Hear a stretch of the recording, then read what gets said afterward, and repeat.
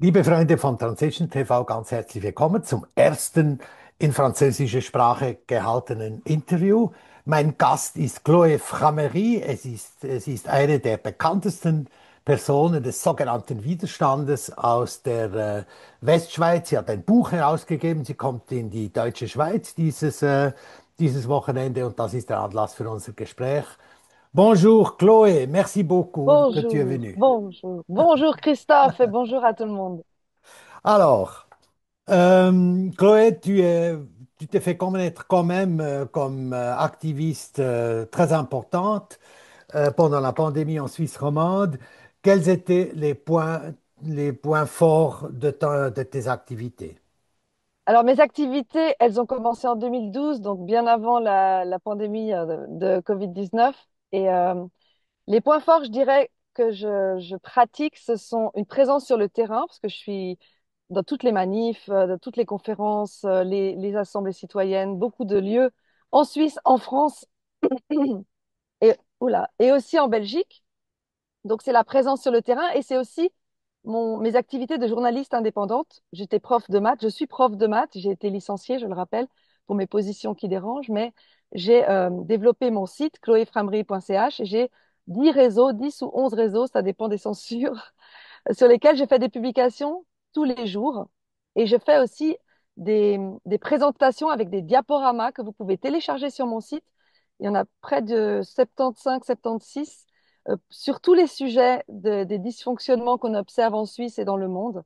Donc, c'est à la fois des analyses, à la fois des présentations, à la fois des vidéos, des publications tous les jours et de la présence sur le terrain quand il y a des événements qui sont pour réveiller les consciences et pour alerter sur différents dysfonctionnements, comme les mensonges durant le Covid-19.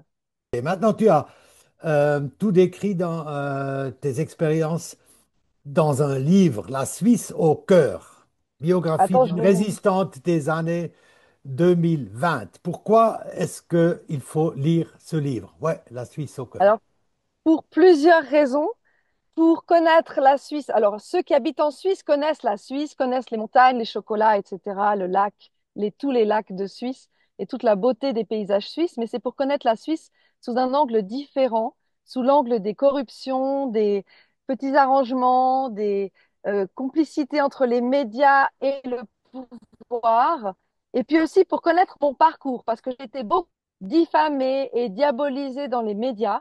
Et comme toutes les personnes qui donnent des vérités qui dérangent, on est diabolisé et insulté dans les médias. Et c'est bien de comprendre les mécanismes qui s'opèrent entre les journaux, les télévisions, qui nous dépeignent comme des personnes dangereuses ou des extrêmes droites, soi-disant, ou antisémites, ou etc., anti-vax, alors qu'on est tout le contraire. On est des personnes tolérantes. Tu le connais, tu le sais comme moi, Christophe. Et pour toutes les personnes qui croient sur parole les médias qui m'ont craché dessus pendant 5 ans, et bien, qui découvrent vraiment qui est Chloé Framery.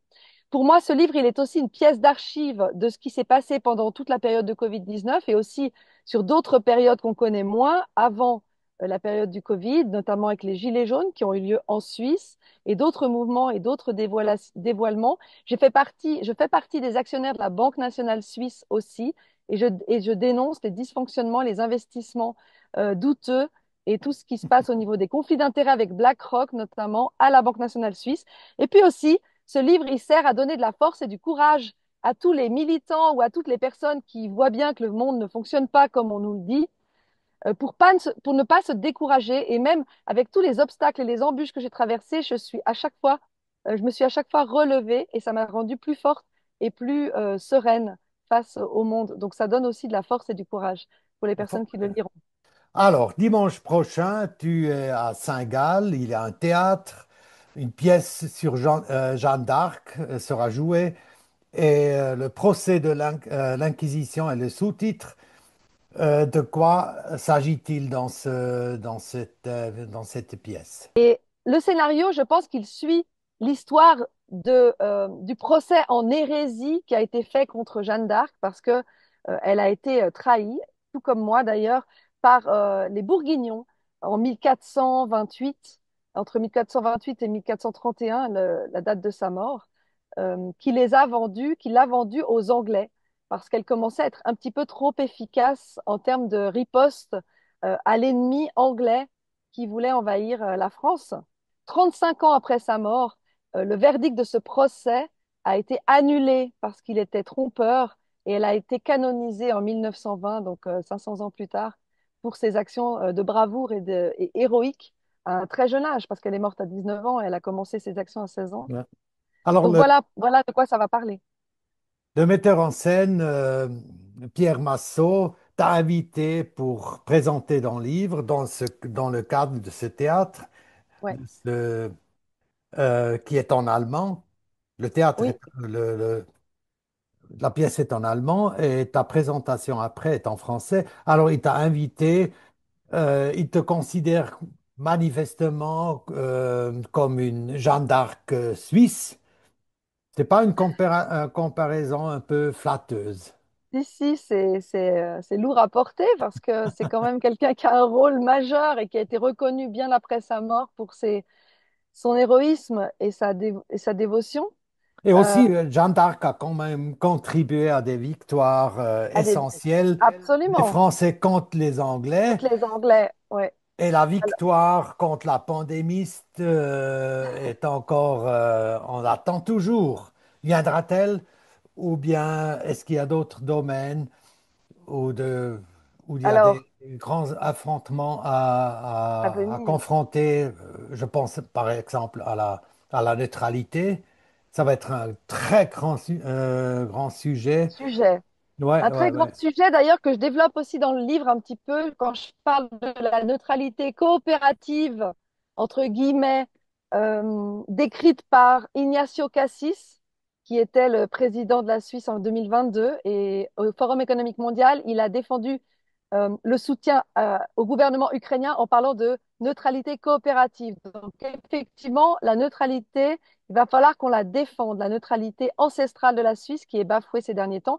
Il y a aussi le traité sur les pandémies qui vient d'être adopté malheureusement à l'OMS il y a 2 jours et qui va falloir quand même, donc, contre lequel il va falloir se Il battre faut se battre. Ouais, parce ouais. que, parce que là, les mesures qu'on a connues risquent de se reproduire assez bientôt, assez vite, à cause de ces arrangements avec l'OMS. Et puis, il y a également la souveraineté face à l'Union européenne avec des traités bilatéraux, sont en train de se signer avec la Suisse, sont en train d'engloutir notre pays. Et ça, c'est quelque chose de dangereux. Et également l'agenda 2030 de l'ONU, qui est un agenda qui prévoit de digitaliser toute la société, de nous contrôler encore plus que maintenant. Donc ça, c'est aussi un grand chantier sur lequel il va falloir se Il y a battre du et boulot, important. hein? Il y Chloé, a on du pourra boulot. faire ta connaissance dimanche prochain à Saint-Gall et j'espère que beaucoup de gens trouvent le chemin Ouais. à Théâtre la Jeanne sacré. d'Arc de notre temps, dont Dans le le temps théâtre peut-être sacré. est encore à venir, hein. Ouais. Bien, Merci Christophe. Chloé, merci beaucoup et À à bientôt. une prochaine fois.